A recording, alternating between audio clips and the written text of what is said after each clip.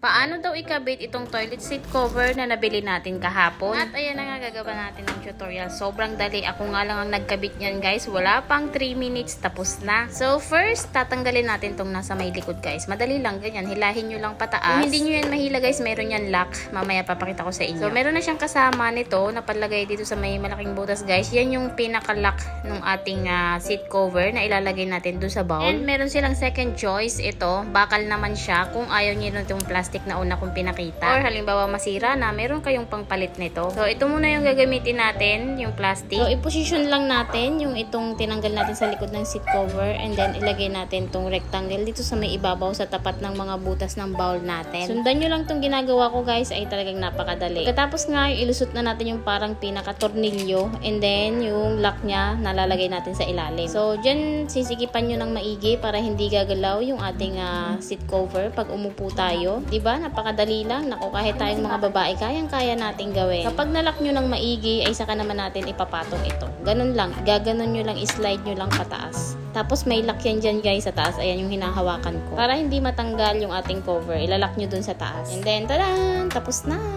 Yayamanin, may cover na. Kasi yung mga sinauna nating mga bowl, 'di ba? Puro manual pa. Ngayon lang naman nauso yung mga di-flash, tapos may mga cover na. Kaya naman baka sira na yung mga cover nyo, pwede nyo palitan. May mga iba-ibang shape na rin ito, guys. Ayan, lalagay ko na lang sa comment section or sa yellow basket kung saan mabibili. 200 plus lang yan, ha. Plus, hindi din yan mahirap isara, guys, dahil soft closing yan. Nakikita nyo naman dyan sa video. Sa wakas, hindi na mahuhulog yung sabon ko sa loob ng bowl.